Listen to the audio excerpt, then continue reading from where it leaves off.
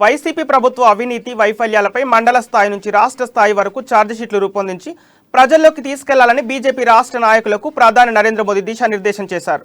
ప్రభుత్వ ప్రజా వ్యతిరేక విధానాలపై సంతకాల సేకరణ చేయాలని ఆదేశించారు. అదే సమయంలో కేంద్ర ప్రభుత్వం రాష్ట్ర అభివృద్ధికి చేసిన కృషిని ప్రజలకు వివరించాలన్నారు.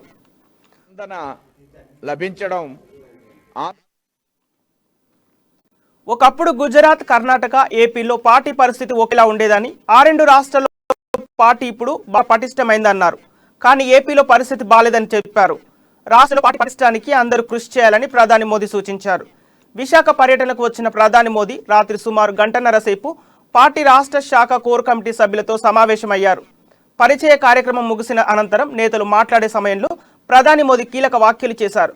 వివక్ష లేకుండా కేంద్ర ప్రభుత్వం రాష్ట్ర అభివృద్ధికి ఎంతో కృషి చేస్తోందని, వీటిని ప్రజల్లోకి తీసుకెళ్లండి తెలిపారు.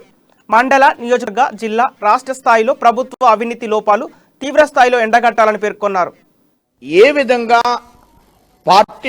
పార్టీకి ప్రజలకు చేరువ చేయాలి, ఎలాంటి అంశాలని ప్రస్తావించాలి, ఏ విధంగా ఆంధ్రప్రదేశ్లో భారతీయ జనతా పార్టీని విస్తరించడానికి ప్రజలతో ఏ విధంగా మమేకం కావాలి, మహిళలు కావచ్చు, యువకులు కావచ్చు, కార్మికులు కావచ్చు, లబ్ధిదారుల్ని ఏ విధంగా చేరాలి, ఆంధ్రప్రదేశ్ యొక్క అభివృద్ధిలో కేంద్రం చేస్తున్నటువంటి అనేక రకాల ఈరోజు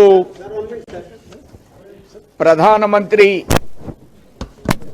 విశాఖ నగరం రాక సందర్భంగా ప్రజలు ఇచ్చినటువంటి అపూర్వమైనటువంటి స్వాగతం, స్పందన